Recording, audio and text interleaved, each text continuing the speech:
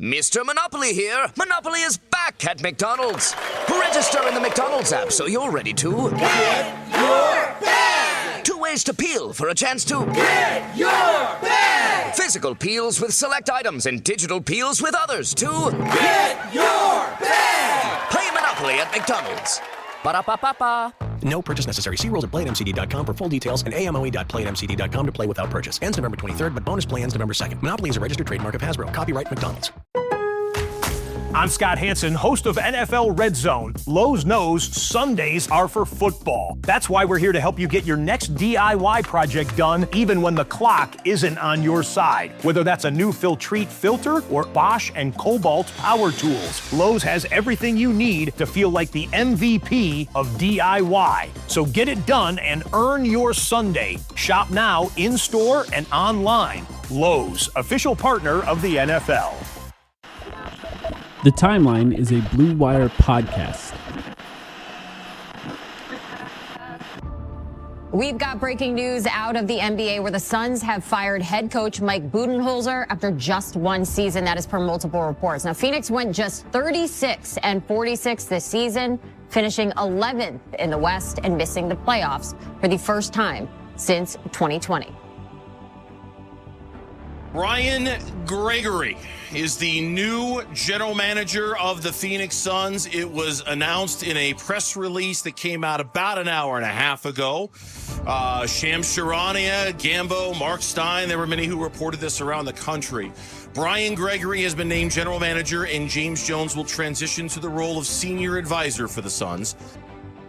You know, Matt and I are a team. We are completely aligned. I report to Matt Ishbia. Matt is an owner that is involved, and I like that. But he has also empowered me to build this team and to build the identity and to build the alignment that is so important. But Matt and I are aligned, and the one thing I will say is this: I'm never going to shy away from the fact that one of the reasons I'm sitting up here is because of my relationship with Matt Ishbia. But that relationship is founded on that alignment. You have some breaking news. Just in, the Phoenix Suns are hiring Cleveland Cavaliers assistant Jordan Ott as the franchise's new head coach. Surprise! Surprise! The Phoenix Suns agreed on a blockbuster trade, sending Kevin Durant to Houston for Jalen Green, Dylan Brooks, the number 10 pick in this year's draft, and 5 second-round picks. With the 10th pick in the 2025 NBA Draft, the Phoenix Suns select Kaman Malawach. We've got breaking news out of the NBA where Devin Booker and the Suns have agreed to a 2-year, $145 million extension through 2030. That's per multiple reports. The 4-time All-Star has spent his entire 10-year career in Phoenix. From being at the bottom and, almost getting the job done, I have unfinished business here, and I know how much it would mean to this city and this organization. So, that's my job. As a leader, it's my responsibility of being a franchise player that, I have to communicate to everybody, the importance of basketball in this town and, how serious we take it.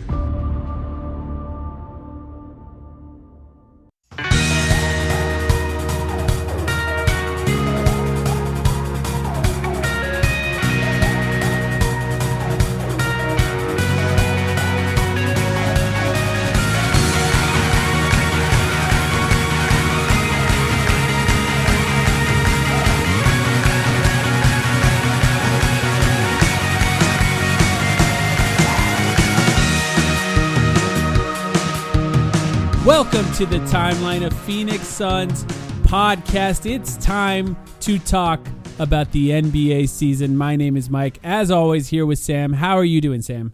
I am absolutely great. I always look forward to when we can officially open the book on a new Phoenix Suns season. I thought we had a great preseason, but it's just different once we get to opening week. I'm feeling really optimistic right now, Mike, so I'm excited for everything we're going to talk about today. I feel like an era of fear and sadness in this community might be over, and an era of happiness and peace and prosperity is about to begin. So we will see if that's going to happen or if I just cursed all of us. But I'm feeling it's good. Possible optimism season ends on Wednesday. once the optimism season really got to me this time. It really got to me. And for, I don't know, possibly the 5th or 6th year in a row, we have some traditions on this podcast. Joining us for our season preview, host of the Empire of the Suns podcast, beat writer about the Phoenix Suns and a bunch of other teams actually for Arizonasports.com is our friend Kellan Olson. Kellan, how are you doing? Yo, what's up? I'm doing really well. It sounds like Sam has been basking in it, and I think everyone listening should be basking in it. If you want to be super optimistic about this team, if you want to not even like predict anything crazy, but just feel like really good about this team while fully acknowledging that they might not be that good, guess what? You've earned the right after the 2 years that this team put you through. So you do whatever you want, Sam. Don't let him talk to you like that. That's right. Thank you. It's not measured in wins and losses. It's measured in success. Yep. So we're all able to measure this team in success this year. We've been given the permission slip to do that. As we do every year, the goal for this season preview is to talk about the biggest questions facing the Phoenix Suns this year. And as we go through those questions, it gives us a nice conversation to look back on as the games begin, and we can talk throughout the season about how those questions are being answered. We've come up with some questions on our own, so we're just gonna sort of trade opportunities to give these questions. And Kellan, since you're our guest, I'll let you start. What's one of the biggest questions facing the Phoenix Suns this year? I would assume this is number one on your guys' list, and so when I ask it and then have a little spiel, I would like you, Mike, to decide which direction we go, because you guys have probably had 14 different versions of this conversation already. The long-time term that I've used on the Empire of the Suns podcast, and it's even come up on here a bit, is dribble guys, and it's just how many playmakers, initiators, whatever, does this team have, and how many of them, how good are they? So this is like Devin Booker and Jalen Green together. This is Devin Booker like a first-team All-NBA guy? Is he Devin Booker from last year? This is how good is Jalen Green? It's like all of those things kind of together, because I think all of them do have to in turn go together, because I think if Book is playing at a first-team All-NBA level and Jalen Green's kind of just Jalen Green, then that's a whole lot different than you getting Book from last year or the year before, and Jalen Green playing at that level. In turn, if you get Devin Booker from last year and you get Jalen Green playing at this really great level, that changes things quite considerably. And I think that also for the team dynamic as a whole, how the entire offense is going to flow, I think you guys will agree this is probably going to be a better defensive team than an offensive team. So I think when they're on offense, it's going to be almost entirely predicated by how these two guys synergize, how they are effective as playmakers, how good they are at being threats on the defense and getting the ball moving and all that kind of stuff. And I really don't have a good idea of how it's going to go. I have my guesses and my assumptions, but I really don't have any idea for how it's going to go. And it's going to be the difference between this team winning either 23 games, 33 games, or 43 games. I have no idea. Yes, I think the linchpin to all of that, you said his name a few times, is Jalen Green, and he was sort of the first one that I had on my list. Sam, is the first question you added to your list Jalen Green related by any chance? It's not the first one, but I just wrote down questions. I didn't rank them in any order of importance. So, I have here, can anyone on the team create outside of Devin Booker? It's the same exact question. And in my version of that was Jalen Green, can he improve and how can he improve? So go ahead. Well, the other day, I brought it up on our Patreon pod this week, but the other day when Lowe and Simmons and Joe House did their over-unders, and Lowe and Simmons both took the under on the Suns. For Zach Lowe, I remember his main point that he did hold against the Suns was not finding the creation outside of Booker. And frankly, as I think about how other pundits might be reacting to their expectations of this team, that to me is the most valid. There are a lot of valid criticisms of the Suns, but the creation dearth outside of Book is the thing to hold against this team right now. And, I started off the episode saying I'd be super optimistic, but I will just say we have one less creator now than we had on the team 3 days ago. If you want to talk about, they did not have to waive Jared Butler. I'm sorry, but they did not have to. And I understand Jordan Goodwin played really well in preseason. They could have kept both of them for some period of time, and it seems as though that was mostly a tax-motivated decision to waive Jared Butler immediately after he had the 35-point 9-assist performance in preseason. Yes, it's only preseason. Mike and I have already had this conversation. I think it's very much how much can Jordan Goodwin's hustle and defense help your ceiling versus Jared Butler, who, like, being a shot creator, just kind of, he's a shot creator on a bad team and would help you be a bad team, I think is the argument. But he's a guy who could get buckets, and I do think sometimes, we undervalue the ability of certain players to just get buckets. There are not many bucket getters on this roster right now outside of Devin Booker. Jalen Green has to take a massive step as like the obvious number 2. I would like to frame this back to Kellan as a question, too, with Jalen Green in particular. Actually, I'll start this by saying I'm not sure the Suns will be a better defensive team than offensive team. Just starting there. And the reason I say that is because the combination of Devin Booker, Jalen Green, and Mark Williams in the starting lineup, that's not a great, sort of guarding the front line and back line attacks. Neither Jalen Green or Devin Booker have been high-quality defenders, and Mark Williams, his rim protection stats are straight up mediocre to bad. Now, Mark Williams is huge, and he hasn't played a lot, so we'll talk about him at some point in this podcast in more detail, I'm sure. But they also have a bunch of guys who can shoot threes, the combination of Dylan Brooks, Grayson Allen, Royce O'Neal, and then hopefully some of the other guys capable of doing that, Colin Gillespie, Jalen Green, Devin Booker. If they can find a way to generate open threes, I think they can get to a sort of a mediocre offense pretty easily if Devin Booker remains healthy. But so much of what this team can be offensively will depend on what Jalen Green is. The interesting thing about talking about Jalen Green now at this point of the season is we've got the entirety of preseason behind us and not a minute of Jalen Green. And in fact, when we come back onto this podcast after game 1, whenever that's going to be, we will still not be talking about Jalen Green, still not have seen him because he's going to miss at least 1 to possibly a few games. Jalen Green can improve in a couple of different areas, right? Defensively, he can improve. That would be pretty helpful as far as getting this team closer to a good defense. Passing, he's basically not been great in the assist to turnover ratio, doesn't generate a ton of assists, never has had over 4 assists average for his career. And this is a career, by the way, where he was sort of gifted minutes from the beginning of his career till now. He's played minutes. He's had the opportunity to get up over 4 assists. And then efficiency. He can be a more efficient scorer. He can be much more efficient from mid-range. He could be more efficient at the rim. He could shoot more threes, where he's shot pretty well from 3, although he could improve from the pull-up 3. If you were to see a great season from Jalen Green, Kellan, would you think that would be some sort of across-the-board improvement in all of those things where he just gets a little bit better of all of that?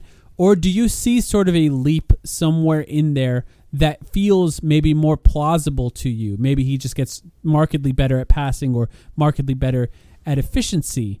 What do you think a good season from Jalen Green looks like next year?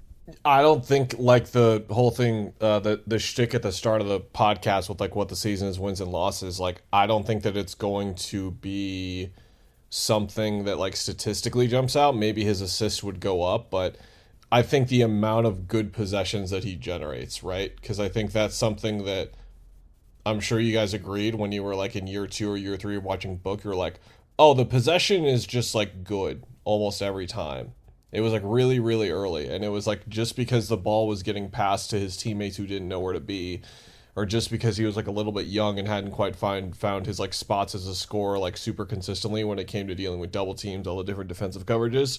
Like the possession almost always ended on a good note. That's where the secondary assist stuff comes into play as well. And it's like, okay, Jalen Green's if there was a metric for like how many good possessions are you generating, Book would score super well. Jalen Green would score super poorly. And it's like, okay, can he be like an average playmaker in that regard, right? Like, because he is really sort of reminiscent of like the 2 guards that I watched growing up, like in the 90s. Like he's got some like Mitch Richmond kind of Nick Anderson sort of like, not a gunner, but like clear tunnel vision scoring stuff, right? Like it's just very clear that back then your shooting guard didn't need to be like a secondary playmaker even, you know what I mean? Like, that's just crazy to think about how the game changed. Yeah. Like, two guard was just there to score, and like Jalen I think Green, about like 2000s versions of that for me when I grew up, because I grew up with different guys than you, Kellan. It would be like Michael Redd or like Jason Monte Richardson. Ellis.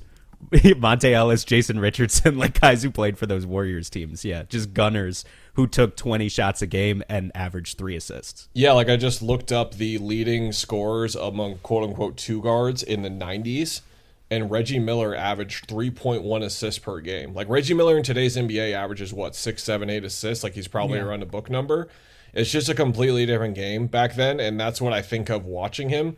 Allen Houston averaged 2.4 assists per game. Like, these guys just didn't have to pass the ball, really. And, like, those are, like, the types of, like, not to like turn into a DeAndre Ayton shot here, but remember when DeAndre would get like 3 to 4 or 5 assists per game, and then you'd watch him and it was just dribble handoff stuff?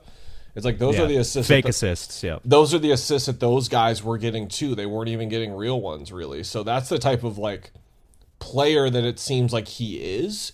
And it's like you can't be an effective two guard or guard in the league, or even like a perimeter player to some extent if you're going to be on the ball a decent amount, if you can't play make. And again, some of it's tunnel vision, some of it's just like passing awareness, some of it is just passing skill, and then we can go through all these like tagline terms that we've come up with over the last 5 to 10 years, starting with like initiator in general. But he's just got to get way, way better at that stuff, and I truly believe that like this is not just like a skill issue with like efficiency. Like, he'll just start shooting the ball better if he starts making better decisions with the ball.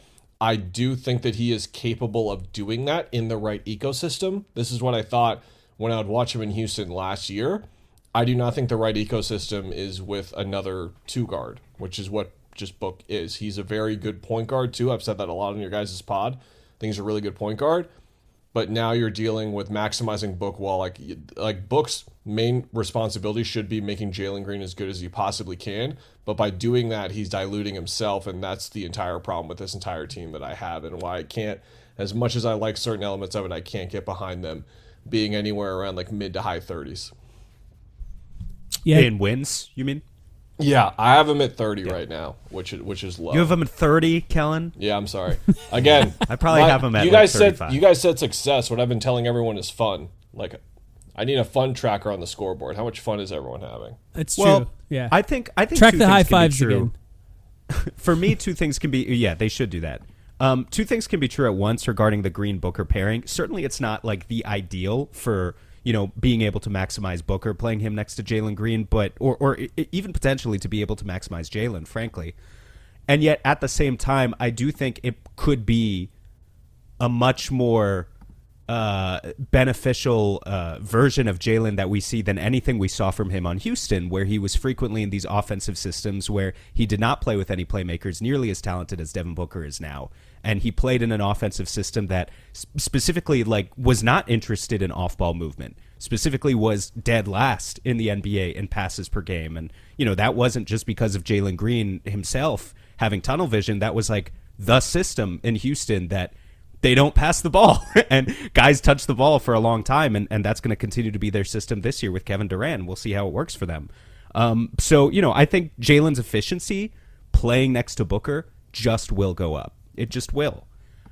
What he's going to look like in the minutes without Book, where he's running the show, I have no idea. And that's where maybe we can have a Colin Gillespie conversation. He's going to be super important to the team this year, and he's the other part of this of, how can you find any juice to squeeze in terms of the initiation in this offense? Either Colin Gillespie needs to become something, or you need to get it from Grayson Allen, or some other unknown source that I don't know of, because those are basically the only options on the roster. Yeah, to really cut in here really quick, Mike, like the ancillary guys, right? I mentioned dribble guys. Book counts as 2. He's very, very good at it.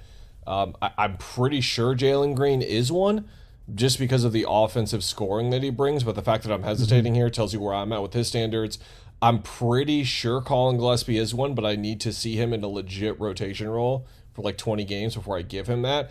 But that's it. But it's can Grayson Allen almost kind of be one with how he's going to bring the ball up? Can Ryan Dunn be consistent enough, at least attacking closeouts regularly or making those types of 0.5 decisions that Kellan Cam got down, where he can kind of count as one of those. Exactly. Can Oso and from center do it?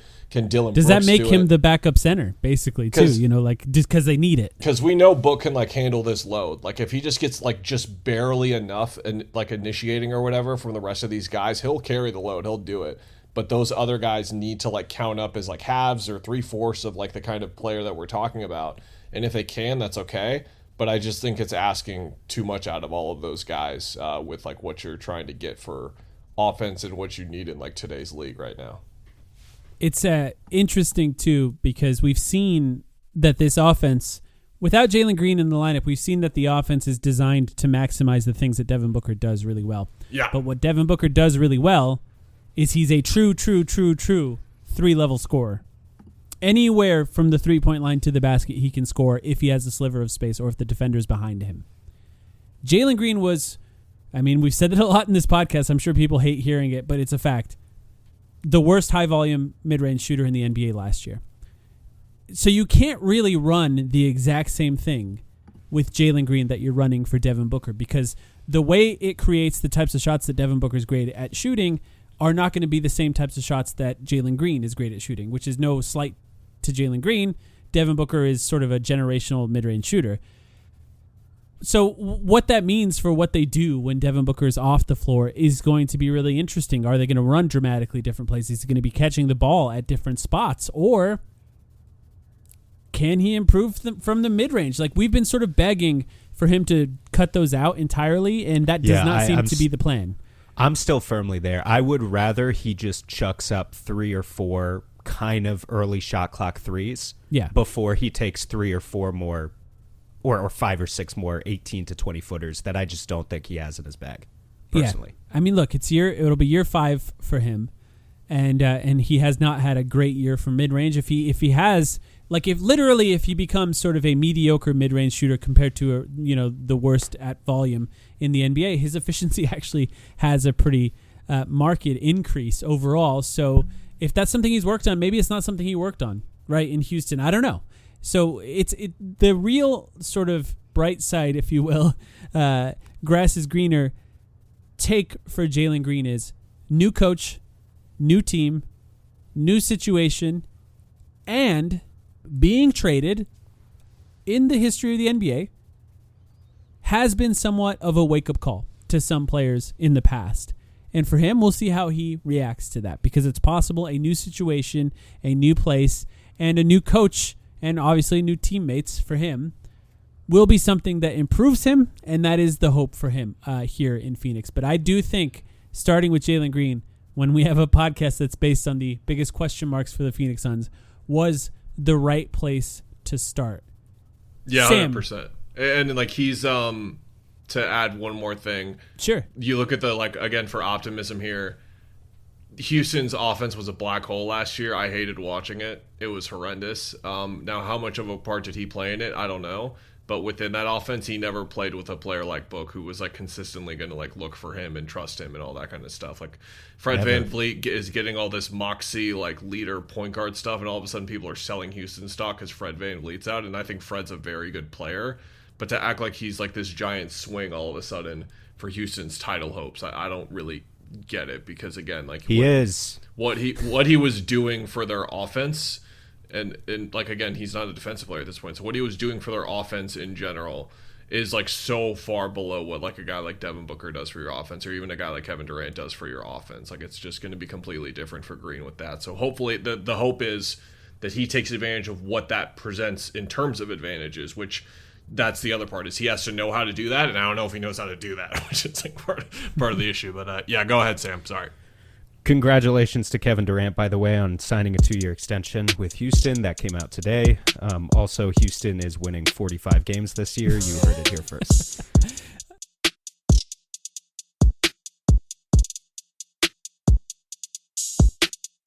Two of my favorite things are coffee and basketball. You start your morning with coffee every morning, and that means you should treat yourself right in the morning, every morning, to start your day well. The best way to do that is with coffee from Alchemy Roast. Go to alchemyroaster.com alchemyroast.com and use the promo code Timeline to buy some coffee today. Alchemy Roast is a Metro Phoenix-based coffee roaster that focuses on the transformational process of coffee from seed to cup. They're about more than just coffee. It's about passion, dedication, and community. They're a small batch roastery committed to sourcing the finest beans and mastering the art of the roast, and they do it ethically.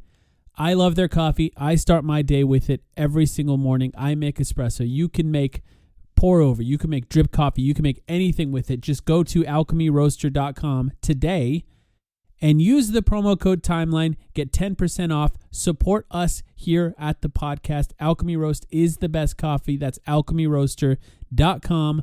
Promo code Timeline at checkout. This episode is brought to you by Indeed. Hiring isn't just about finding someone willing to take the job. You need the right person with the right background who can move your business forward.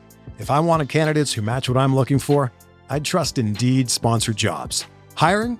Indeed is all you need. Stop struggling to get your job posts seen on other job sites. Give your job the best chance to be seen with Indeed's Sponsored Jobs. They help you stand out and hire quality candidates who can drive the results you need.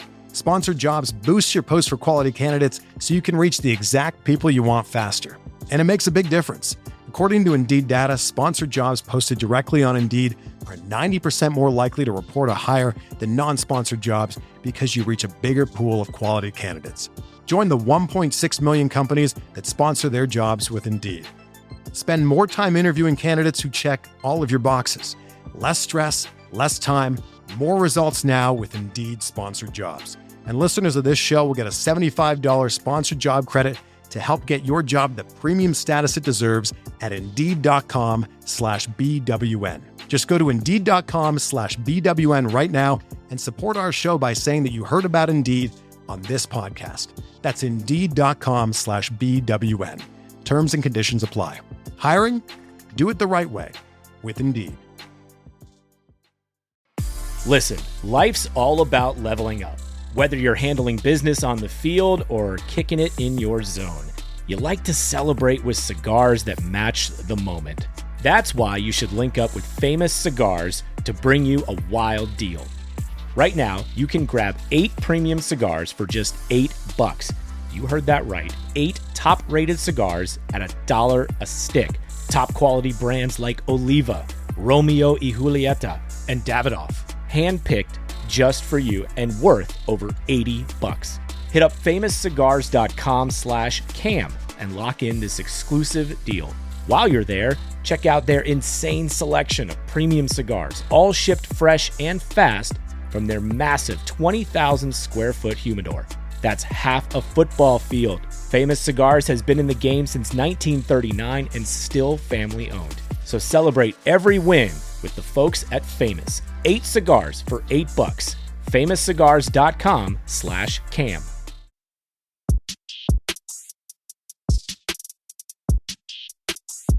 Sam, what's your next question for the Suns? My number one question, I haven't even posed the question yet, guys, is here in big, bold letters. It's at the top of my sheet, and it says, when is Kellan Olson going to go one-on-one with Suns assistant coach Mike Muscala in practice? Why did this go viral? Can you explain?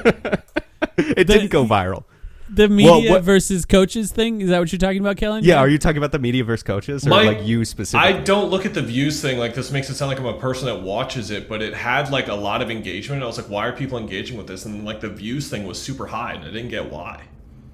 But which part are you talking about? The part that you're like 7 feet tall?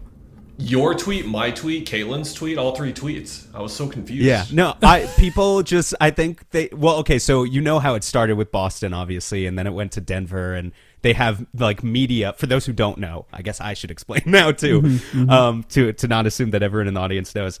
The Boston coaching staff tricked the media one day into thinking that they were going to play each other a media on media game, which in and of itself is a great idea, like a lot of fun, but thought they were going to show up to the Celtics training facility or practice court or whatever and play each other in a game. And instead they played the Celtics assistant coaches, and that went for them about how you would expect. Full coaching staff, actually.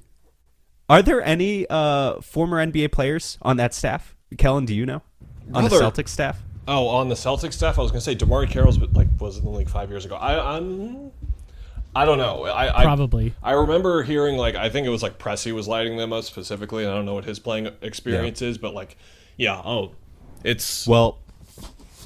This is now a trend that is spreading around the NBA. Denver has done it. I would love for the Suns to do it. As someone who can sit at home and not have to participate, Kellan, you would have to participate. And that's when I made the joke that you are 7 feet tall. Kellan is not actually 7 feet tall. But he might have to go against, in this theoretical game, someone who is 7 feet tall. His name is Mike Muscala. He is a former NBA center, and he is on the Suns' assistant coaching staff right now. I think that would be your assignment, Kellan. I can't think of who else you're taking. It would have to be a half-court game for me to last more than 3 minutes. If it was a half-court game, I could still only last 8. I do not have the cardio for this game at all, first of all. And even if I did have the cardio, I'm setting screens and I'm hoping no one's actually defending me. But guess what? That's the whole point. They're trying to keep the 0 on the scoreboard as long as possible. So they're gonna let us get threes up because they think we can't shoot or no exactly. we can't shoot. I was gonna ask how your stretch 5 potential is. It's okay. It's okay. If you gave me I'm not saying this to make it look like I'd hit 5 threes. I'd go 1 of 7, but I'd knock one down. Hell yeah. Dragon Bender style. I'm a very good free throw shooter. I won 3 competitions in elementary school, okay? I can give you 70% in that game, but I would have to foul bait, and I don't even know if we're calling fouls or free throws in this make-believe game. They might need to hire you just as a free throw consultant for Oso Gadara then. But this is, either way, a very good Come on, man. segue Be nice to Oso. This is a good segue. You're doing for my that bullshit with his jumper question. last year, and now you're saying shit like this. Come on. I didn't say anything about his jumper. Yes, you did. What did I say? Was it one? What did I say? Which one of you last year quote tweeted Dwayne's thing on his jumper or whatever pregame? I can't remember which one of you was. That may have been me. Yes. Oh, that was you. Yeah. Someone mixing up Mike and Sam. They never do that. Here's my first question. My first real question: is the Suns' center rotation kind of good? is how I'm gonna frame this. And so we talked about Jalen Green. Number 2, we have to talk about, of course, the other guy who didn't play a minute in preseason. His name is Mark Williams. I think this question goes twofold because obviously 60 or 70% of this is going to be tied up in Mark Williams himself. Because if Mark Williams misses 50 games, then the answer to this question is no. And if Mark Williams is bad, then the answer to the question is no. I do think it's interesting to talk about. We could talk about how Kaman Malawach looked in preseason, at how Oso and Nick Richards looked in preseason. I think all of them looked pretty good at a minimum, but none of it ties all together to have a good NBA center rotation, which is something the Suns have had as a franchise almost never in their history. None of it works if Mark Williams can't be, at a minimum, pretty solid. I don't know where you... I did not do this myself. Where would you rank Mark Williams if you had to, guess as a starting center in the NBA? Is he, 20th? Is that a reasonable place to maybe, slot him in? I did this exercise when he got traded here that night because I was it's the Simmons thing of him saying Derek White's the 43rd best player in the league, and it's does he really have the list drawn out to have him 43rd? And he probably does because Simmons is the GOAT. He does. So I think that I did this exercise, and the hard thing is he's a better basketball player than Donovan Clingan right now, but you'd rather have Donovan Clingan, I assume. So it's one of those kinds of things with the younger guys. But as a basketball player right now, he's not top 10 as a center. No. He's probably not top 15. He's somewhere in that he's probably not top 15. He's somewhere in that muddled up group where you've got the people who think Jakob Poeltl's really good, ranking him ahead of Mark Williams. It's that mess. Right. He's in that mess. Yeah, I'm trying to think of other guys who would be around there, right? It is a lot of the guys I think in the young tier, you're talking about Donovan Clingan, Jalen Duren, I don't know, guys who might get somewhere to where they're better than Mark Williams in a couple years, but right now they're probably not. But yeah, he's certainly I don't think anyone would classify him as an all-star level center. He would have a very, very long way to get there. But he brings a level of competence that we maybe at least did not see in, the Yusuf Nurkic era, probably. Well, I don't know. Yusuf Nurkic was pretty good in the first year with Frank Vogel, I guess. Yeah. But yeah, my first instinct would be to say that Mark Williams, you hope he is a slightly below average starting NBA center. But then if you're making up the difference with 3 guys behind him who are actually really good backups, it might average out to like, okay, we thought we were just building around Devin Booker and Jalen Green, but actually this might be a pretty decent center rotation. What do you guys think? I don't know, just because again, grading Williams is going to be so tough this year because he's just going to miss a lot of games. So it really does. I don't think it has as much to do with how good he is as how much he can stay on the court. The good news is what he does well on the floor does not require a bunch of coddling is a wrong word for this, but for people to adapt to his skill set. Like there isn't going to really need to be any of that. He's just going to roll. He's going to be around for rebounds. He's going to catch and dunk everything around the rim. And then the defense part is going to be the part that takes more adjusting for him. I think that we're getting mixed up the most in talking about this with like they have options at center. Like they actually have options. I don't know if Nick Richards is good. I don't know if Oso is. And by good, I mean like I trust them with rotation minutes on a playoff team. I don't know if Nick Richards is good. I'm pretty sure he's not. But again, he got thrown into a clown car on fire midseason. No one would have looked good. Mm-hmm. Kaman Malawach is not good right now. I can definitively say. No. I can definitively He'll say have that. moments, though, like he did in that preseason game. Like once, what did you say the other day, Mike? Like if he has a game like that, we got a question in our Discord, I think. Yeah. If Kaman Malawach has a game like he did against was it the second game against the Lakers? Yeah. Like once every other Once week. a week, yeah. Yeah. That would be a good rookie season for him. It'd be a great rookie season. I just don't think he'll get the minutes to do that, but yeah. And I don't think Oso is, to like playing the game. Like how many backup centers, how many teams that you project in the playoffs would Oso be the backup center for if you like go through their rosters and say like, would you rather have Oso be your backup big as opposed to whoever else, like the other Jalen Williams in Oklahoma City? Like I'd rather have Drew Eubanks, the starting center from the Sacramento Kings. There you go. There's one. Well, and that's exactly the thing is that Sacramento Kings are not going to be a playoff team. Is he better than Jackson Hayes? I don't know. Well, Jackson Hayes has Luka, so like he makes Jackson Hayes look a little better than he is, I think. Yeah. He's better than Jackson Hayes pre-Luka. Yeah, but Jackson Hayes is also like moves like a gazelle and is 7'1" and like does a lot of stuff on the court because of that, and that's where Oso. Jackson Hayes is the definition of a tall for nothing. If we're going to talk about him being 100%. Point being, my opinion, I don't think either of those 3 guys have proven themselves to be that caliber of player yet, and the fact that Mark Williams can't stay on the floor plus those 3, I think I am sure to answer your question.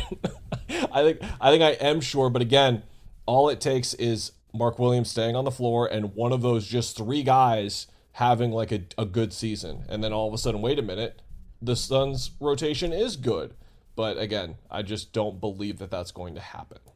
I also think what's difficult to say, the reason it's difficult to answer your question definitively, whether or not the Suns have a good center rotation, is because we have yet to see Mark Williams at all.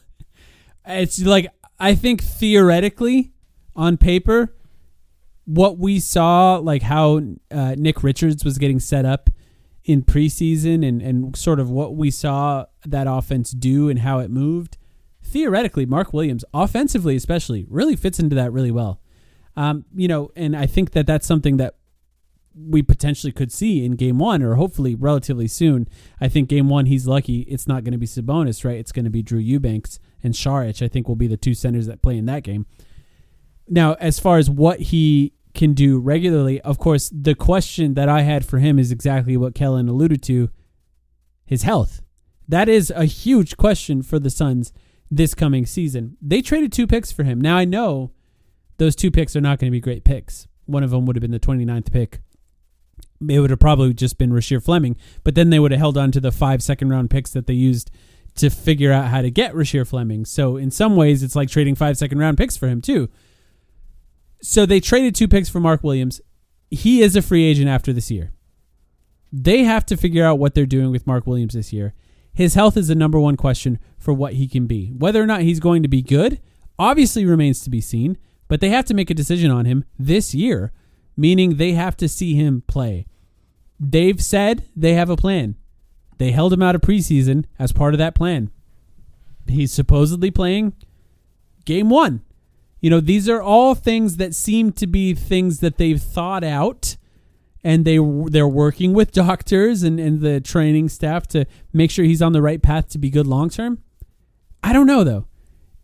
We have to see it first, Sam, and really see how good he can be. Yeah, and ultimately... Sorry to Bill Simmons you with that, by the way. No, I get it. To answer Kellan's question first, Kellan's talking about playoff teams, and I would definitively say that they're not a playoff-level center rotation. I think what I'm hoping for is just mediocrity. I think they can get to a point of mediocrity compared to maybe where the expectations are. So that's kind of your goal with this team is have everyone outside of Book be average to mediocre, and then Book is so good that all of a sudden that's your closest to 500 level team?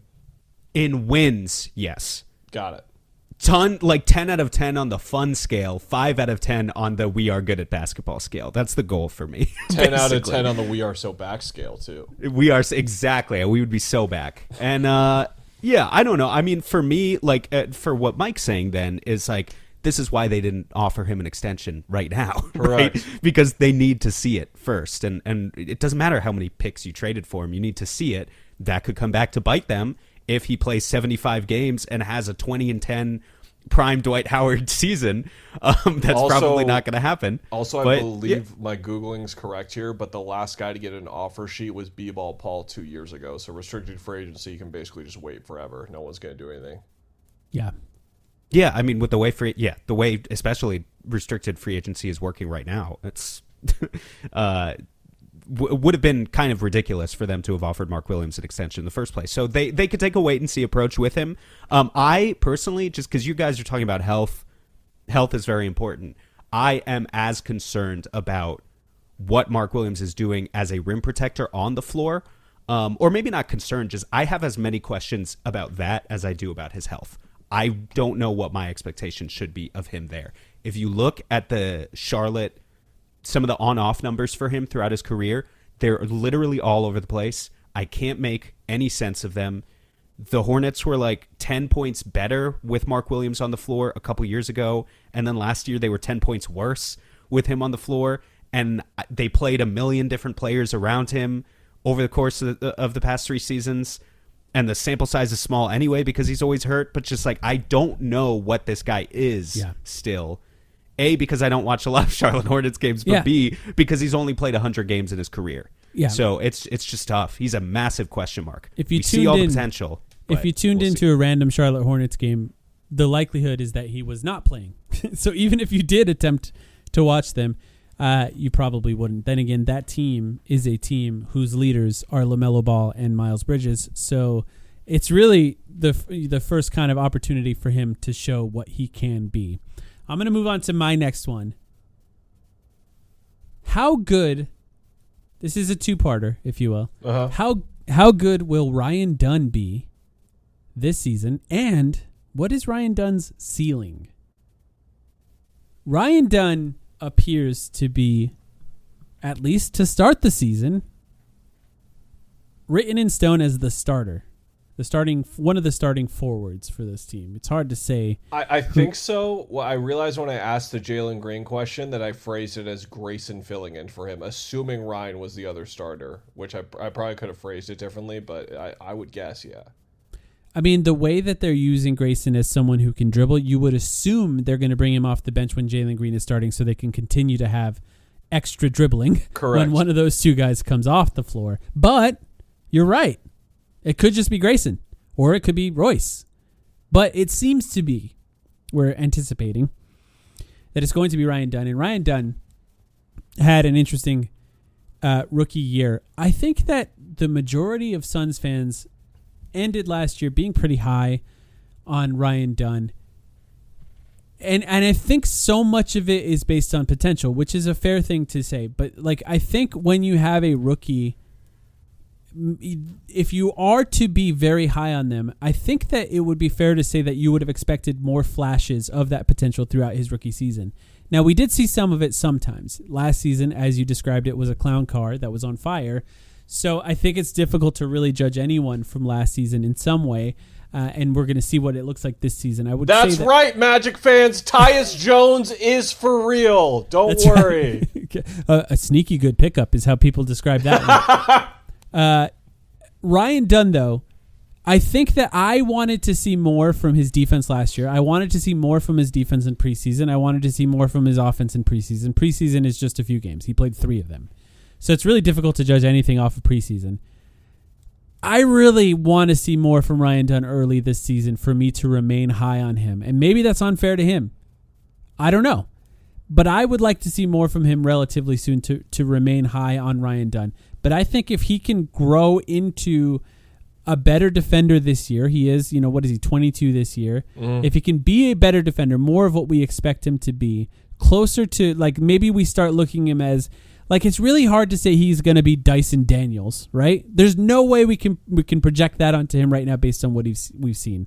And I don't know what Dyson Daniels looked like his rookie year, so it's really difficult for me to say that that's something that we can't project on him. We know he's not going to be Amen Thompson on defense. But can we see something that looks like it could be something like that in the future this year? Can we see more of that? I really, really would like to see it. And maybe that's why I'm lower on what the defense potentially could be this year than you, Kellan, because I have yet to really see that from Ryan Dunn. But what he's projected to be on defense, I want to see that this year. So, Kellan, I'll start with you here. What do you think with Ryan Dunn this season and going forward? I'm glad you brought this up because it wouldn't have come to mind immediately for me, but he's my X factor on the team outside of the big 3 guys, which is Booker, Green, and Williams. He's the X factor for the entire team. And I don't say this as someone who's saying that a 95th percentile outcome for his career has him making an all-star team or an all-NBA team. I'm not trying to say that per se, but if you've read my stories on Ryan that have gone in depth from the last year, you'll know all the numbers by now that he was almost as close to an offensive 0 as a first round pick can be in the history of the league. Straight up, it's just if you played in college enough and you scored at the level Ryan did as a first round pick, it's extremely short company. He went from that to the preseason, which everyone talked about, to legitimately scoring in games and getting in double figures. And again, I'm talking about getting in double figures for a guy that just didn't score in college. He didn't score in college. All of his numbers as a NBA rookie were vastly outperforming what he did in college. Usually those numbers are flipped for pretty much everyone. And how it went was, I know everyone gets on Budenholzer for not playing him, and I understand that, and I believe that he should have been playing him. But Ryan did get hurt at that time, and it was this weird zone of he was trying to play through an injury or it was some kind of weird zone like that. Anyway, how much he grew as an offensive player year to year just makes me buy stock in the kid and how hard he works. And watching him in Summer League, watching him in preseason, he's clearly been working more and more. And I'm just totally in on him getting better everywhere. And I don't know what that means exactly for his game. Does that just mean that he's a really good 3-point shooter? Does that mean there's actually some scoring equity here? Does that mean that he's more of an all-around defender, to your point, Mike? Because I think what we're both saying is off the ball, he was pretty good as a rookie. On the ball, he should have been way better than he was, right? Yeah. Yeah, that's so does his on-ball defense get much better this year? But it's just, I feel very safe in betting on him getting substantially better in the next 2 to 3 years. I don't know what version of that is, but I'm guessing that he's going to get a second contract with the Suns, and it's going to be for an extension that is going to be for a healthy amount of money because he's going to be much better this year. What do you think, Sam? More or less than another guy who just signed an extension today, Tumani Kamara, for $20 million a year. You guys saw that one. Inflation adjusted, I think it's going to be less. But, I mean, it's not too dissimilar. Tumani's obviously a much better defender right now, but offensive player. Tumani is not a good offensive player. That's the thing. That's actually why I think it's kind of an interesting comparison. Yeah. Tumani is actually okay. So if he can hit threes, obviously it's going to be one of those guys where you talk about if he can hit threes. That's the first conversation we ever had about him. But he also is a pretty effective screen and roller, one of the best finishers as a screener in the NBA last season. So he Are we talking has about Tumani or Ryan Tumani. And maybe Ryan Dunn has that too, right? Too. Yeah, maybe he does. Yeah. Yep. That's exactly where I wanted to take the Ryan conversation anyway, because I think it's like, okay, we're concerned about the offense. In year 2, we need you to have an offensive skill that's going to keep you on the floor guaranteed. If he's not going to be a 37% three-point shooter, like, fine. He could be a 34 or 33 even. But then we need to see like more offense run through him as a screener, either directly making contact on the screens or I think possibly more often just as a slip screener. And then if you're a slip screener, are you making plays for others out of the short roll? How are you reading the floor in those situations? 2-on-1, 3-on-2. I think Ryan is capable of more reps like that. We just need to see it, and we need to see if he can be, any good at it. But to Kellan's point, the fact that he's made this much progress already is fascinating.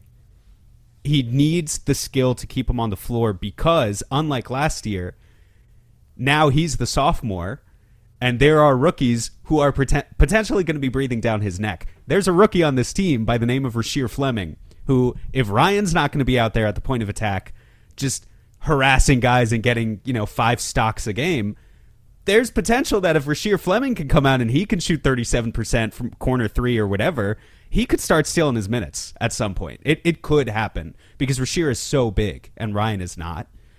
So I think Ryan he's going to have more pressure on him this year.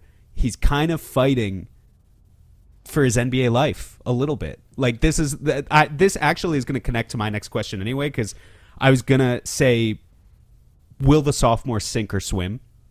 So Ryan Dunn is half of that equation. But him and Oso both, I think, are fighting for their NBA lives. Right. Feeling the pressure of being sophomores, where in the high upside scenario, they both become very good NBA players, very smart, very capable, playable in multiple schemes, offensively, defensively, whatever. They get extended by the Suns and they make a lot of money. Or they start having their lunch taken potentially by other young players who now exist on this roster, who maybe can pick up things a little bit quicker than them. And we'll see. Let me ask you guys this way. Number 1 in potential rankings on the Phoenix Suns, Kellan Olson. Right? 100%. Yeah, for sure. Number 2? Ryan. Sam? Kobe Brea. Is he kidding? I can't tell if he's kidding. If we're talking about the purest ceiling, it might be Kobe Brea. I love you so much, buddy. That sounded so demeaning, but I genuinely you guys know me. I actually mean it. I love you so much. That's such a great take. I love that take. That is so fucking good.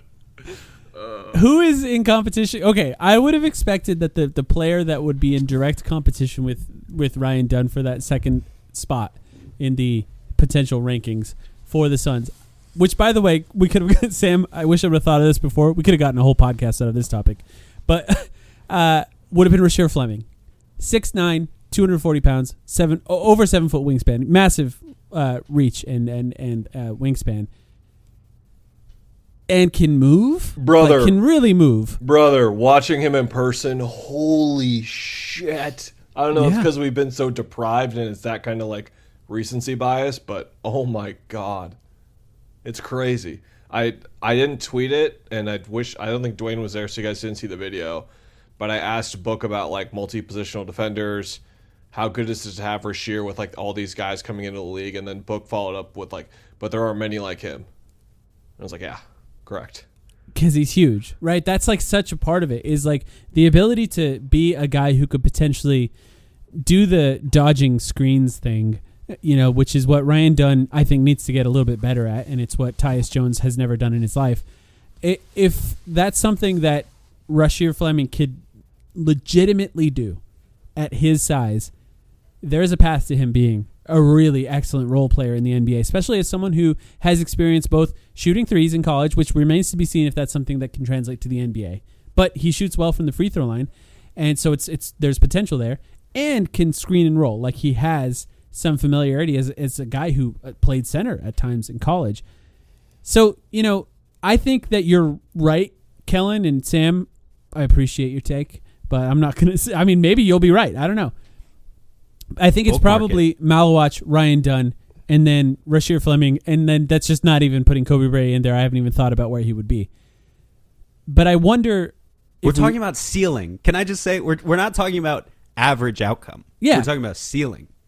We're talking about potential, buckets. potential. And that This kid is why- can get buckets. These two are the problem that I'm talking about. You are the establishment at this point. The nerds have taken over the basketball community and have become the establishment. I am coming from the outside. So you here. waited until Kevin Durant was off the team to become the Hooper mentality guy. This is when you're deciding I want someone to this change. square up Bronny James in the preseason and give him buckets. That's who I want. I appreciate the reason I don't like the main reason I soured on Kevin Durant is because he's a miserable person. If we could just be honest, it's not Online. like even about his. It's not about his style of Having play. hung out with you and hung out with Kevin in a coworker capacity, I would love to see you guys interact for like 15 minutes because I think you both would actually like each other. It's possible. I could see that happening as well. All I'm saying is I think if we revisit the potential conversation at the end of the year, it will be interesting. I actually hope it remains Ryan Dunn because I think his athleticism and his brain as far as defense could lead to something really interesting. And to your point, Kellan, I think their conversation around him has been so focused on his offense because the unlikelihood of what he did offensively from college to the NBA was high. It's just really unlikely to see a player go from what he was in college to what he did in his rookie year. But that defense has to translate to me soon for him to be somebody that I would still put that high on the potential rankings, if you will. And I think Rasheer Fleming, as you said, Sam, is going to be breathing down his neck a little bit as far as for those minutes. Luckily, I think they'll likely have minutes for both of those guys because they don't have a lot of forwards on this team. And one guy misses time, those guys are going to need to be playing quite a bit. I'm looking forward to Ryan Dunn this season, though. Let me clarify. I do want him to be great, and I think there's a chance he could be.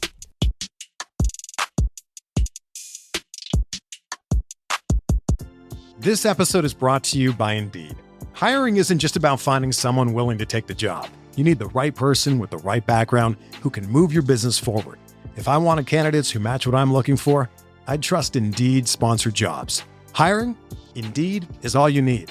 Stop struggling to get your job posts seen on other job sites. Give your job the best chance to be seen with Indeed's Sponsored Jobs. They help you stand out and hire quality candidates who can drive the results you need. Sponsored Jobs boosts your posts for quality candidates so you can reach the exact people you want faster. And it makes a big difference. According to Indeed data, sponsored jobs posted directly on Indeed are 90% more likely to report a hire than non-sponsored jobs because you reach a bigger pool of quality candidates. Join the 1.6 million companies that sponsor their jobs with Indeed. Spend more time interviewing candidates who check all of your boxes. Less stress, less time, more results now with Indeed Sponsored Jobs. And listeners of this show will get a $75 sponsored job credit to help get your job the premium status it deserves at Indeed.com/BWN. Just go to Indeed.com/BWN right now and support our show by saying that you heard about Indeed on this podcast. That's Indeed.com/BWN. Terms and conditions apply. Hiring? Do it the right way with Indeed.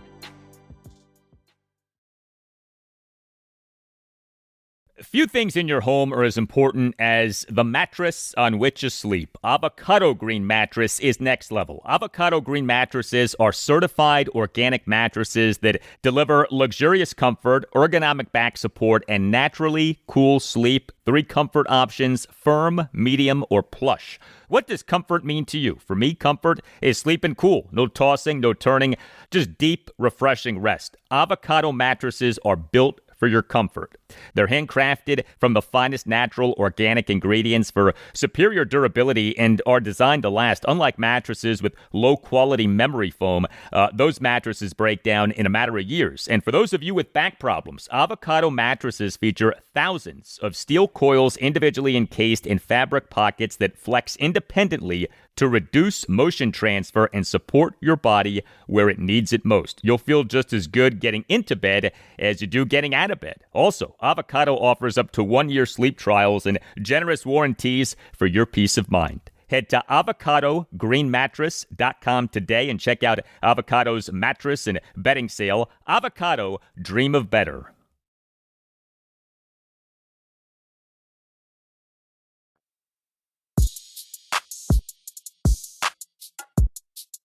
Is it my turn? Because it's a natural transition into what we're talking about right now. Yes, it's your turn. Go ahead. Okay, so this is more of a big form thing, but my number one talking point about this team all year is how much of what they are trying to do with their culture, identity, grit, heart, working hard, motor, effort, all this kind of stuff that they're trying to do, and try to win games, by the way. How much of that is going to mesh / interfere with just being a rebuilding team with young talent, because that's basically what they're supposed to be. They're supposed to be bad, playing young guys and developing those guys. They want to be good, and they want to play consistently with a real style of play that is more representative of a playoff team. And it's like, okay, like there's this balance of what you're going to be trying to do. And of course, like the more simplified version of this is like, if you're giving Royce O'Neal 30 minutes instead of giving Rasheer Fleming 12 of those or 14 of those, and then giving Ryan Dunn an extra 8 or whatever, and then all of a sudden Royce is down to 8, like that sort of balancing act. How are they going to play through that, not only at the start of the year, but at the midway point of the year with the deadline? Like, teams are going to call about Dillon Brooks at the deadline if he plays like he has the last 5 years. Teams are going to call about him. There's a chance the Suns just won't trade him, which I think would not be smart, because you need to get assets when you can. You need to use every asset you have right now. And if teams get desperate and injuries come up, they're going to call about Royce. They're going to call about Grayson. They might even call about Jalen Green. They Brooks. might even call about other guys. Like, they're going to be... He said Brooks. Oh, yeah. Yes. Yeah, Brooks is number one on the list. He definitely is. Yeah. Brooks is number. It's Brooks, then Royce, then Grayson. They would have. I'm very confident they would have been able to reroute Dillon Brooks if they were interested in it. I don't think they wanted to. I think they wanted to keep him. I do too. Yeah. So how does that's this what the whole entire thing, identity is? So how does this whole thing work, along with like developing Malawach, developing Fleming, and then developing like Dunn, Iguodaro, and all those kinds of guys? Because it is important for us to be at the end of the year and know that they have a style of play, and know that all the players are into it, and that they're bought into Jordan Knott. But it's just as important, and I would argue even more important at the end of the year, that we know that Devin Booker plus these 5 to 6 young guys is actually going to be something in 2 to 3 years. So it's like that balancing act that they're going to have to deal with all year that is extremely difficult. And there's a lot of different stuff that goes into it, namely what we were talking about, right? With like the young guys with the potential, and who's going to play where, and all the competitions that are going to be everywhere. It's going to be really I'm really interested to watch how they go about it. People are going to get really frustrated about it, of course, but I'm really excited to see what they try and do. Well, I think my answer to that, at least, Kellan, would be, I mean, they're going to say that they want to win, but I think they understand deep down what's going on. Like, they want to. I think they do. They're building an identity around hustle and grit. That doesn't mean they're going to be good. And in fact, I think you look at the roster, the guys who are most likely to play with high energy and high grit and high hustle, the exception to this is Dillon Brooks, to your point. Dillon Brooks, slot him in for 30 minutes a game. He's setting the tone. But a lot of these other guys like Royce, Grayson, I don't know, they kind of need to feel the energy from the young guys, from the rest of the roster in order to buy in the first place, I feel like. They have intentionally gone through a strategy of drafting high character prospects now for 2 years in a row, who I think those guys, they might not be any good at all, but they're going to exemplify what they believe this new identity is. Rasheer Fleming and Ryan Dunn and Malawach. When those guys hit the floor, they're going to be trying hard every possession. Now, what I would like to see as we talk about like a buy-in to Jordan Knott's message is like a Phoenix Suns team that can actually do that for the first time in a few years and give us more than just 10 or 15 games of buying into the coach's identity. Not just like, you know, they took 43s per game in preseason, which is really good. That's like, I think, the minimum of what they need to do to be a modern basketball team to be competitive. They need to now go out and do that for more than 10 or 15 games, shoot threes, play with movement, play high energy, high, defensive pickups in the backcourt, whatever, play 94 feet. But do it for more than just 10 games and then give up, which is what they did for the past few years. They would like implement Vogel's ideas or implement Bud's ideas for 10 games, and then they would immediately regress back to old habits. Yeah. What is going to be the ability of the young players on this iteration of the team to actually, like, again, they might be bad. That's fine. I don't care. Can you actually make this identity of hustle and grit more than just a slogan that is used on the team's like promotional content? It needs to be something that we see on the basketball court in February and not just November. I have two questions that directly relate to this conversation here. One, is Jordan Ott everything they say he is? Because they have a lot that they're putting on Jordan Ott's back. And then I think to directly relate to Kellan, how you talked about this, can Matt Ishbia or Devin Booker show patience this season? Because Matt Ishbia in particular, not been the most patient owner. He literally said this. He's like, I'm patient, but when things aren't going wrong or aren't going right, I'm not patient.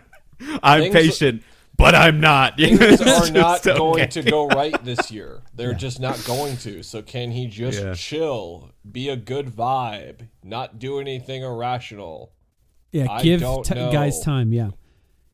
Because there's a couple of ways the season could go, right? It could go 32 wins or whatever, and they play the young guys a ton of minutes, or it could go 25 wins and they play the young guys a lot of minutes, or it could be 35 wins and they play the young guys very little.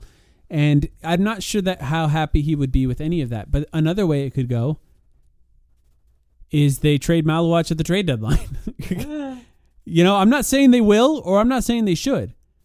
But I am saying if they for Draymond, or if they feel if they feel as though they could do something to make this team great right now, I'm not going to put it past them yet. Because look, truthfully, like every opportunity Matt Ishbia has had to trade every asset for something that he wants, he's done it. It's happened every time. Even the 5 second-round picks to get Rasheer Fleming, everything was on the table to get what they wanted at every single turn. It's really not as irrational as you're making it sound. Like, trading Malawach would be crazy, don't get me wrong. But, like, if there's, like, 3 more Memphis situations and there's, for some reason, like, a game or 2 below 500 or a game or 2 over 500 in January, they could talk themselves into, like, making a 6-seed run. Like, it's not insane. Trading Malawach would be insane, but the reasoning for doing so, like, it can happen. Like, again, Memphis just doesn't have players right now healthy. Like, it's things like this do happen in the league more than I thought where you were going with that was a Jaren Jackson Jr. for Malawach trade situation. That works. Yeah, I mean, that's something that could happen. You want to talk about Miles Bridges for the 4th straight year? I hope not. I hope not. I will say, too, like, the issue with all of that, too, is I just like to remind people of this, that they're going to get tired of me talking about for the next 4 years, but Bradley Beal is $20 million in the books.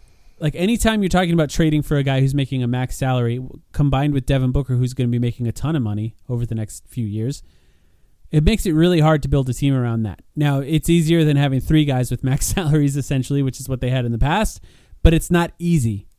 It becomes really difficult. There is an advantage to having young guys who have high potential on young guy salaries. There is an advantage to team building with that. OKC did that the best.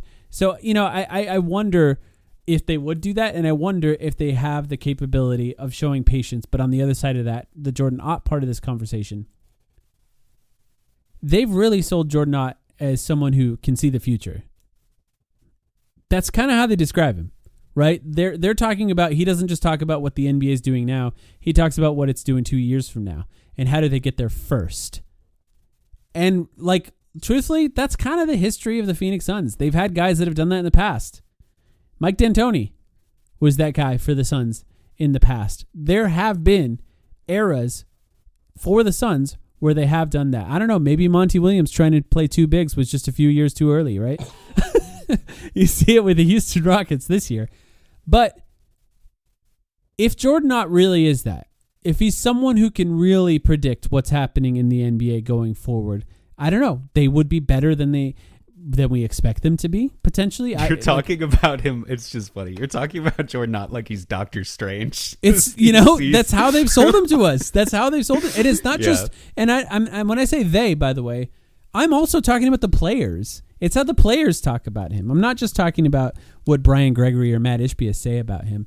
The players, or DeMar Carroll, to be fair, he gives DeMar Carroll a job, so you have to take that with a grain of salt. But like the way that they talk about him, I think is someone who is like Doctor Strange, if you will. Maybe that's what we can call him this year. And he does have a bit of a crazy eye thing going on, which I really like. I think I want coaches to be a little bit crazy. But like, can he keep them in line with doing what they say they're going to do throughout an entire season? Because just as you said, Sam, we've seen them shoot a ton of threes for, November. Can they play hard? Can they continue to do what we expect them to do in January, in February, when things are hard? Maybe they're 5 games under 500, 10 games under 500 at that point. Can they keep playing the way that we anticipate them playing? And it's going to be really interesting to see, because it's going to be difficult. It's not going to be. Devin Booker called the last 2 years of his career the hardest years of his career. Kellan, did you have a reaction to that when you heard that, by the way? I don't think I've talked to you about that. I agree with him. Was it the hardest to cover for you? That's what I was. Not even close. By a really? mile. Oh, dude. Easily. Yeah, I agree. Again, like we would DM like through the misery. I DM'd you guys at some point in December, and I was like, "What the fuck am I gonna do for 4 months?" It was so brutal. I mean, we cooked up a whole award just for Colin Gillespie to win. Yeah. Just to entertain ourselves for the last 20 games of the season. That's how we coped. We had a new Kevin Durant trade for every podcast for like 4 months straight.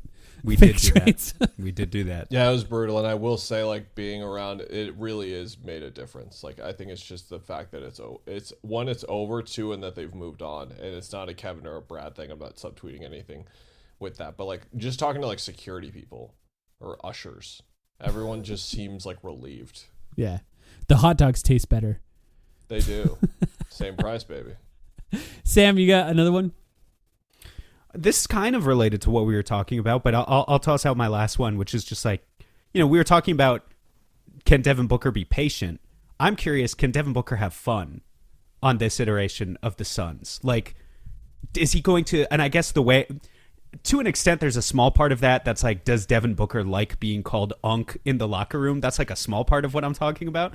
But I think the greater part of what I'm talking about is like, does Devin Booker, how much does he want to be touching the ball? And how much is he going to relish opportunities to be double teamed 50 times a game again? And, playing with the types of players that he's going to be playing with and really taking on more of a leadership role. And I think it's just kind of an offshoot of the whole patience conversation. But I think it's going to reflect, where Book's headspace is about what this team looks like.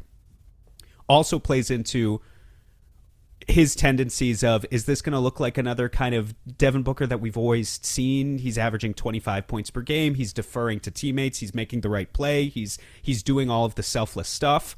Or is he really going to take the reins, because this is his best opportunity in 6 years to do so, and give us that 30 point per game season, because he's just going to be taking all the shots? I really don't know what this campaign is going to look like for Book, but I'm curious about it for sure. What do you think, Kellan? Yeah, I have no idea. This is the one part of like the whole season where I just don't have a read, because how much the last 2 years affected his own play, I thought was substantive. But again, I don't know how much of that was the situation and how much of it was something with himself, where like he was just worse and he would have been worse anywhere else.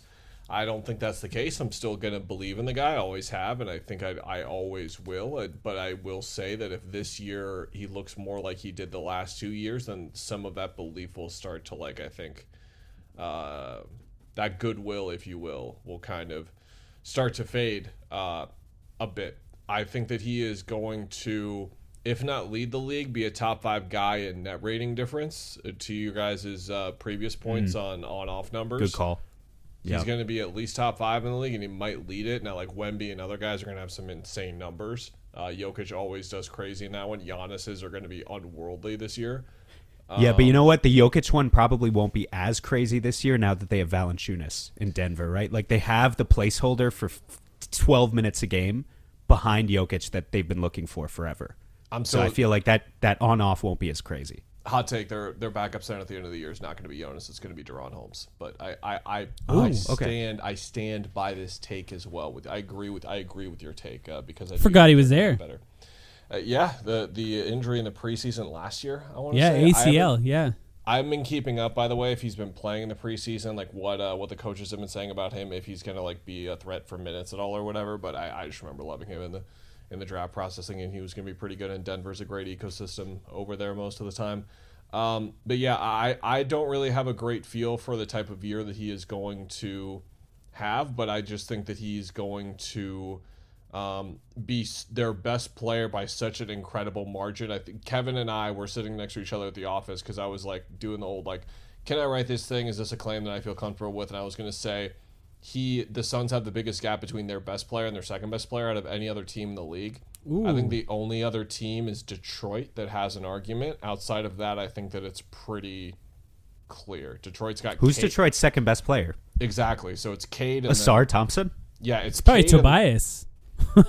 So Cade and then whoever else. And Yeah. like, that's the thing. Those are like reliable, good players, but Cade also was like an All-NBA guy last year. He was a top 10 player in the league. He was awesome. What about the Spurs? I mean, I guess De'Aaron Fox is good. Don't get me wrong, but yeah, he made it's a different type of conversation. But it's a game you can play if you want to pull up the roster for yourself sometime. But the point being, that gap is there. It's not going anywhere. Even if Jalen Green gets better, even if Mark Williams is healthy, that gap is still huge, and we're going to see it consistently play out. And I don't know how good or bad that is for Book. Usually you just overcome stuff like that, but then again, the last 2 years happened, and he couldn't overcome that. I hate to be they were using him wrong guy here. Oh, but they were using him wrong. I really think there's more clarity on what his role is going to be. I will keep mentioning it. I think last year was such a disaster in a way that I sort of write it off. In the previous year, I do agree with you that he was kind of worse than the year before that too, but the year before that he was unbelievable.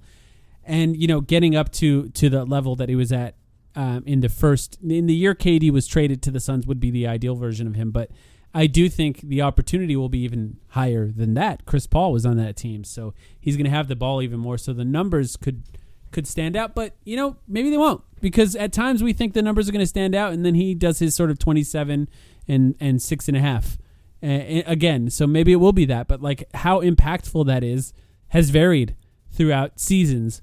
And last year obviously the points went down by like 1.5 or whatever, but I'd like to see it happen a little more. When he signed his extension, we had that conversation on this podcast where no doubt he's earned it, and no doubt you give it to him, but he has to be better than he was last year.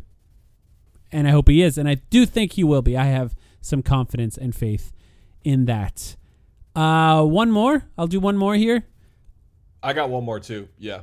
Okay, perfect. We'll end with yours then, Kellan. Mine is, I think we've already mentioned him a few times, but I wanted to dedicate a little bit more time directly to Malawach here. And that question is just, how ready is Malawach? Yeah. And how ready is he? Is he ready soon? Is he 2 years away from being 2 years away, as to get back to that one? Or, how soon can he be a starting center for this team this season will dictate that. Really, how ready he looks in practice will dictate how many minutes he gets, how he can look. It's a good time to have this conversation, being that he just outplayed DeAndre Ayton in preseason, and that is a DeAndre Ayton that had Luka Doncic on the floor with him, and a Malawach that had no Devin Booker on the floor with him. What do you think, Kellan? How ready and how important is this question to the Suns this year? Because I think you can make a case it's not that important. I think that he's green as grass right now, and it's totally fine. It's okay. No one needs to panic or anything if he's not playing right away, or no one needs to panic if there's 2 injuries and because as you can tell, I don't think he's playing opening night. I don't think he's going to be playing for a while. If there's injuries and he does play and he doesn't look good, I think it's going to be totally fine. Everything that we hear about him, it's been interesting because he's actually really soft-spoken to us still. So everything we hear about his personality, man, how he's playing music, lights up every room that he's in. We are not quite seeing that guy just yet. To be clear, like Mikal was the same shy kind of guy around us for a year or two, and then we saw his personality, so sometimes it takes a while. everything we hear about that, the kind of worker that he is, and then that's the thing is you hear about those types of guys, but then you see it on the floor. Like if you watch that Duke team, you saw it with him. Just the energy and effort like with basketball, and then also just how much his teammates absolutely loved him. And that stuff just does matter for a young guy trying to get better. But when I was watching him in the preseason, it looked like his feet were ahead of his head. Like that's how much it looked like the gears were spinning for him. It was very good against the Lakers game. It was much better. But to your question, Mike, I think it's like how fast does he improve? It's not like how ready is he right now. It's like how quick does this take for him to get better? Because you could look at it, and I wouldn't call you wrong, and say like, look at how much better Malawach has gotten from summer league until the last preseason game, or look at how much better he got from preseason game 1 to preseason game 4. Sometimes rookies improve on different trajectories, like they just get much better month to month for like the first 3 months of the season, and then in that 4th month it starts to be slower and more incremental, but then they get this huge boost. So I don't think he's ready at all right now, but I would assume that he's playing consistent minutes by the midway point of the year. You would assume that he's consistently in the rotation eventually? The mid to late also, point if you don't of mind, the year. Yeah. Call your shot on night 1 what you think the center rotation, like what do you think Ott's opening center rotation is? Is you want the Mark whole Williams 24? Well, is it Mark Williams 24, Oso 24? Are there 10 minutes of Nick Richards in there? Are there 20 minutes of Nick Richards in there? Like, how do you think it's going to start? Bless your soul, Sam, for saying Mark Williams that confidently. Like that. In 24 minutes too. I'm like, I know Gambo reported it, and Gambo's reporting is always up to par with anyone that you want to compare him with how on the money he is about these things. But he is just reporting again like what they believe, and it's like anything could change with this guy any day in terms of his health. At least that's how I'm viewing it. But I'll give you the whole kit and caboodle. I think that it's going to be Booker, like fully healthy team. Booker, Green, Dunn, Brooks, Williams. I think the backup 5 is going to be Oso. Something that didn't come up in the Mark Williams talk. Ott wants the bigs to play higher. I'm sure you guys have noticed that. Mm-hmm. Mark Williams, I watched like 6 or 7 Charlotte games over the summer to like watch him and get to know him. Barely played high at all. Like even like just like a higher up drop. Like it was just a very aggressively deep drop. And Oso with the playmaking and everything, I just think Ott really wants that. And also that's if Ott is if Oso's starting opening night, if Mark Williams isn't playing, or if Oso's the backup big, that's also a good sign that like they're letting Ott do what he wants and like playing the guys that he wants to play. So I think Oso will be the backup big. I think it'll be Nigel Hayes-Davis playing on the wing because, again, I think they want to win basketball games and they want guys who know what they're doing out there. That should absolutely not be what they're doing. They should play Rasheer Fleming. It'll be Gillespie. It'll be O'Neal. It'll be Allen. And I think that'll be like the core group of like 10 with like Allen getting the majority of the minutes out of Gillespie and O'Neal. No Nick Richards minutes out the gate. I don't think so, just because they like this switch of like 2 different types of bigs. But I will say, like you guys see, like he's moving so much better. He looks way so much better. Yeah. I mean, you look so at much. What better. Mark is doing, what they're doing with Mark, and then the way Nick's moving, and you're like, what are they doing in Charlotte? Like, what's going on over there? And also, when you were talking about how Mark came out, just quickly, Mike, how Mark is going to like come out and dunk everything around the rim. Yeah, like Nick Richards viciously dunked everything around the rim in preseason. And again, it's 3 games. It was 40 minutes. But that version of Nick Richards was not present on the Suns last year. He just wasn't. He's also just a worse, smaller version of Mark Williams to a T. Like his number one problem is just knowing where to be on the floor. So quick tangent. Did you happen to read the article about CLA, constraint-led approach in sports, Kellan, by any chance? Sure didn't. Okay, so constraint-led approach is this concept. It's a new form of like learning and teaching when it comes to sports, and many of the major sports leagues are utilizing it. And one of the big parts of that article was describing how a team called the Cleveland Cavaliers utilized that approach last season, or the last few seasons in Kenny Atkinson's time there. And the constraint-led approach, this is in The Athletic, by the way. You can find it if you look it up.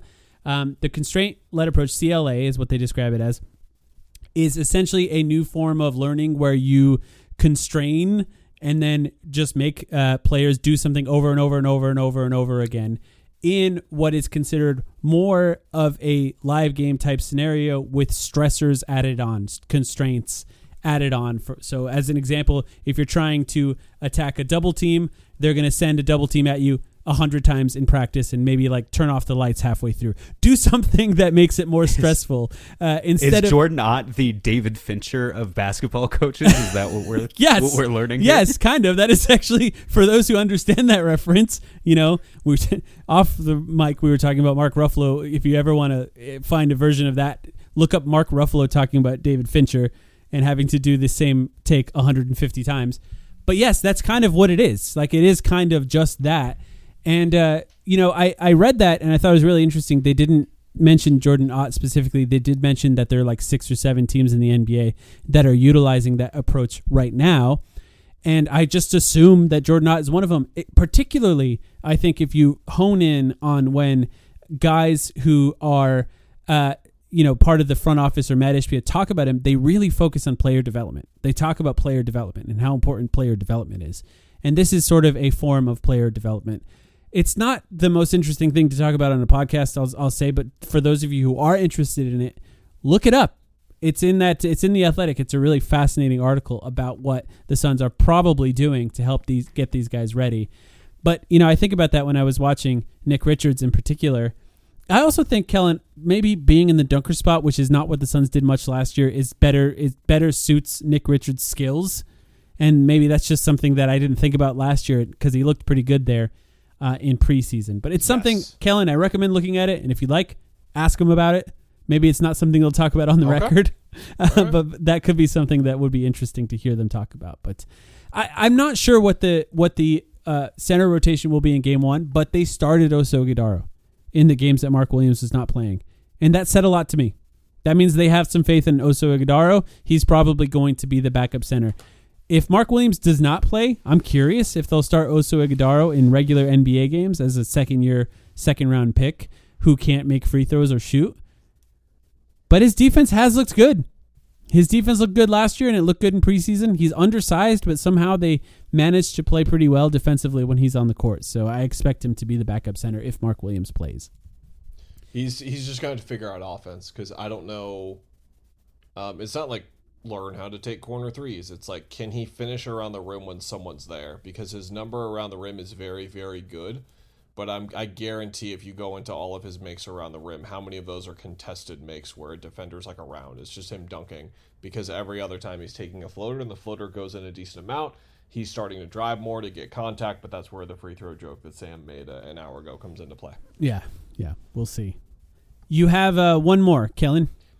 Yeah, and this is just sort of an open-ended thing for how the season could go and how their next 3 years could go, is how tradable is everyone on their team. And what I mean by that is what is their trade value across the league. So it kind of starts with what I think should be their year, which is they're building up all their habits, they're building their culture and identity or whatever. And then at the deadline, they're going to have to really need to evaluate, or a little bit before that, how much they value what a Dillon Brooks does and how much value he has. Yeah. So, for example, Dillon Brooks could have the value of 2 second-round picks, and the Suns probably shouldn't do that.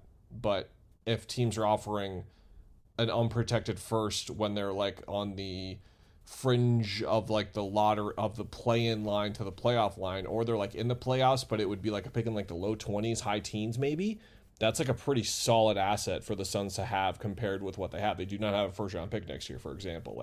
That's just one example. And then you could go to Grayson, you could go to Royce, a similar type of thing. This comes up with Mark Williams, because if you do re-sign Mark Williams, I'm not even sure if they should if it doesn't go well. And I say that understanding what they gave up with the 2 first-round picks while they were in the 20s. They were still first-round picks.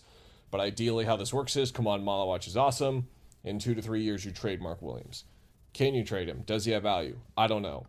If the Jalen Green and Devin Booker thing does not work, and you need to trade Jalen Green, or you need to do something with him that's Bradley Beal-esque, but he doesn't have a no-trade clause, does anyone actually want him? I don't think anyone wanted him, and that's why he's here.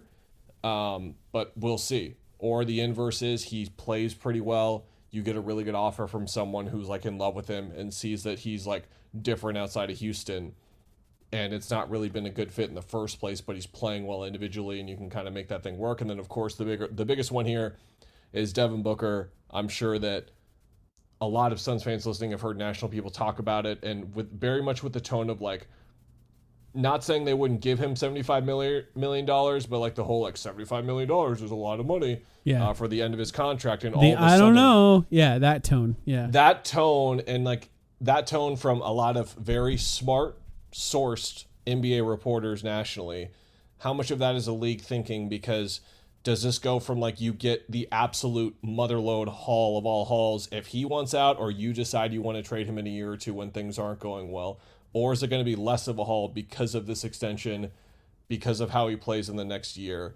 I think like whatever pivot points that you're going to make, and again, to Mike's like doomsday scenario where like they're hovering around 500 and they want to make this big trade and they go with the young guys, like how much value do the young guys have?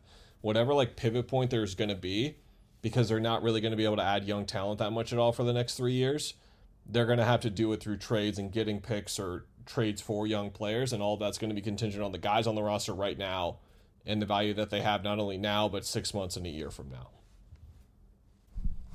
It's we did this on our Patreon podcast recently. Devin Booker, number one, probably trade value on the team. Who's number two to you, Kellan? Yeah, we quibbled over this. Is it Malawach? I don't think it's a quibble. I think it's Malawach easily, yeah. It's fair. That's kind of where we landed. Lottery picks almost maybe we have, quibbled. Like, flat value that's not going to move very much even after a year, unless they play and they're like a disaster. Yeah, like they're Cam Reddish. Like you're pulling. If he's like a salon situation for Charlotte or something, you know. I think the conversation we had is if you get one first round pick for Malawach, could you also just get one first round pick for Dillon Brooks? But there's more salary attached. Could you also get another asset because of the salary? And that's kind of where the conversation was. But I think the difference is you could get a first-round pick from a bad team for Malawach probably, rather than a first-round pick from a team that's trying to compete for Dillon Brooks, which is a drastic difference if you're trying to take a better player in the NBA draft. Who's third? The other Do you think big it's Dillon thing Brooks I think third, about, Kellan? Okay, let's go down the list. Book is Jalen one. Green, Ryan Dunn are the other Malawach options, is I one. think. It's not Jalen Green. It's not Grayson. It's not Royce. I think it's Kobe Brea. Highest ceiling. I think there could be a few teams that love Ryan enough to rank him ahead. That's exactly what we did, I think. Okay. Yeah. Of Dillon. Can I just say, regardless of who it is, the other thing that concerns me a little bit about what you guys are saying, you're both using the word assets, and I'm just still not convinced that that's in this Suns leadership's vocabulary. I know they have young players right now. The corporative entity that is the Phoenix good. Suns, you mean? Yeah. I don't know. I don't know how much first-time GM Brian Gregory, who is 60 years old. How old is Brian Gregory? Do we know? 50. Don't be ageist. It's not very nice, Sam. He's 50-something. Yeah. I don't know if they're thinking I'm about standing up for all you boomer listeners. This is horseshit. It's not just Brian Gregory. It's Matt Ishbia too. Are they thinking about first-round picks in 2031? Do they have the capacity to Clearly think about not. that? Because I know you do. They Kellan. already I know did you this. do. Clearly not. Well, then, do they have the capacity to learn and start thinking about it go. now in a way that they haven't in the past? We could talk about assets. The Devin Booker piece of it, just like, I don't care what Book is like worth in 3 years from now if he's not the same player and he's making $70 million. It's just like not a conversation that you can have trading Devin Booker right now. So like it's almost a moot point to me. It starts getting more interesting when you talk about the other guys. Yeah, but I don't know. I don't know enough about this leadership. My gut tells me that they're not interested in assets, juicing or squeezing whatever assets they can get out of, say, Dillon Brooks, Grayson Allen, Royce O'Neal in the first place. What could make it an interesting conversation is if Malawach or Dunn or Oso or even Fleming, if any of those guys progress to a point where they ascend to the next tier of trade value and then you're talking about aggregating multiple salaries to get another star next to Devin Booker. That could end up being a disaster, or it could end up being really, really good for the Suns. And again, I don't know. That was my example in the column I wrote when Book resigned. It was the OKC model, which is Kevin left, Russ was there. They had Oladipo and Sabonis. They moved him for Paul George, and then they just kept getting bounced in the first round. Yeah. Yeah, it's and then they traded for SGA, so you never know what could happen in the NBA. They are a team that collects assets, though. That is the big difference, right? They're willing to do what it takes to get all the assets. I think it's going to be interesting. I think as far as what they could potentially trade, I think Jalen Green is going to be a guy that they're going to explore options to trade, unless it works. Like if it works really well, yeah, but I do think that's someone they're going to look at opportunities to try to get a better fit with Devin Booker as soon as this season. I feel bad for him if he has to get traded twice in a season, but it's just the kind of thing that comes with being in the NBA. You get millions of dollars to do it, I guess. Yeah, and we've talked about the roster so much now over the last couple of months that we kind of got satiated away from the point of it's still an extremely imbalanced roster, right? We've just come to accept that this is the roster that they have and it is what it is, but it's still imbalanced and they need to balance it out to be a good basketball team in the next year or two. Yeah, exactly.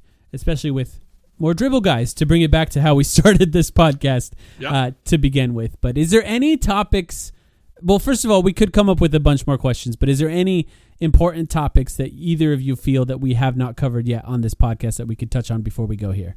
I think we could have a 30-minute conversation about Rasheer, but I think everyone kind of has the idea and has heard your guys' preseason reactions, and just know that I echo them entirely. And I think that he's incredibly fascinating as a player, especially if you watch any of his stuff in college. I watched a couple of full games to get ready for the draft and a couple more once he got drafted, and there's small ball 5 stuff that we're not going to see for a while, but I think that he can do. Ryan kind of shows a little bit of it as a rookie, and I think we'll see that with some of the pick and pop stuff that he does and some of the weak side rim protection stuff that he does. Kaman should be the focus. I'm glad you made one of our questions about Malawatch, but because of what Rasheer does at his size and how he moves and what the league is right now, he's not just as important, but you can if you're just as excited about him as Malawatch, I don't think you're crazy. Sam, you got anything else? I feel mostly satisfied with everything we talked about. I guess Jared Butler, if you're listening, I'm sorry. I'm sure he is. I'm 90 minutes into a Phoenix Suns podcast. I'm sure he is. I'm sorry, Jared Butler, for what they did to you. You did not deserve that. You are very talented, and I hope you find a home in the NBA. That's all. The league is a business, Sam. The league's a business. Kellan, thank you so much for joining us for the 25-26 season preview. Follow Kellan Olson on Twitter at Kellan Olson. Listen to the Empire Suns podcast. Read what he writes at arizonasports.com. And I didn't mention this at the beginning. Listen to Arizona Sports at Night on 98.7 Arizona Sports. You got anything else you want to talk about, Kellan? What's coming up for you as far as writing? No, that's it. We have actually, I'm gonna ask you guys to come on the show after this because on Tuesday we're doing a 2-hour Sun special before the opener on Wednesday. So we'll have Arizona Sports Tonight. If you're listening to this before, even if you're listening to it after, at 6 p.m. on Monday, that's your typical, we're reacting to football. ASU had a really dramatic, incredible win. That was electric to watch in Vegas, by the way. At a sports book, it was incredible. That's awesome. And then the Cardinals vomited all over themselves like they have all year. So that's Monday reacts, and then Tuesday we'll talk Suns. You can listen to our show. 2 full hours? 2 full hours. We'll talk football. I think you should bring on 100 special guests for that episode.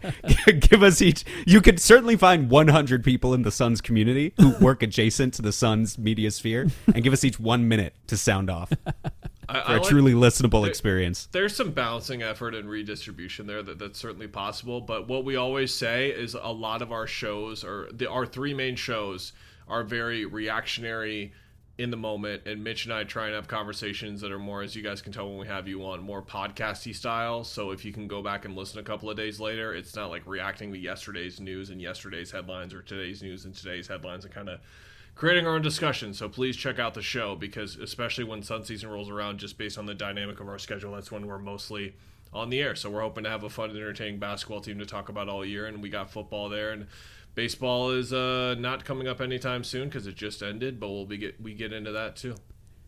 Thank you so much for joining us, Kellan. I look forward to your coverage this season. Thanks, man. Appreciate it. Last thing before we go, I want to mention, if you want to join our Patreon, it's a good time to do it. We're going to be covering, obviously, the entire season this year. This is, Sam, I didn't mention this at the beginning, this is our 8th season covering the Phoenix Suns. Can you believe that? Is it only? Yeah. Is it only 8? I thought it was 9. I believe it's 8, if I'm not mistaken. But yeah, you can join us at patreon.com/thetimeline. You're going to get an extra podcast every week. This week, we'll probably record one for the main feed since it's the beginning of the season. But patreon.com/thetimeline. You can join us there, get an extra podcast every week for only $6 a month, and you can join our Discord where we all talk about Suns basketball and everything else. And sometimes Kellan even is sitting in there lurking in the shadows. But I appreciate. I got to go back. I haven't even thought about the Discord recently. Yeah. We'll do a Q&A sometime soon. And obviously, I didn't say this before we sign off, but anytime you want to have me on during the season, man, let me know. It's always a blast. I thought about this on my flight back. I was like, I get to talk to Mike and Sam. Well, this is my official. Let's get hyped for the season. Let's fucking go. Yeah, that's right. I can't wait. That's right. Let's Thanks, get hyped Kellan. for the season. Let's fucking go. 30 wins. Let's Right. go. It's gonna be fun. I said As fun. always. I know. I'm fun. fucking with you. I'm gonna just have fun. fucking with you. It's Talking success. about basketball Okay, that's again. good. Fun. Thanks, everyone, for listening. Back soon.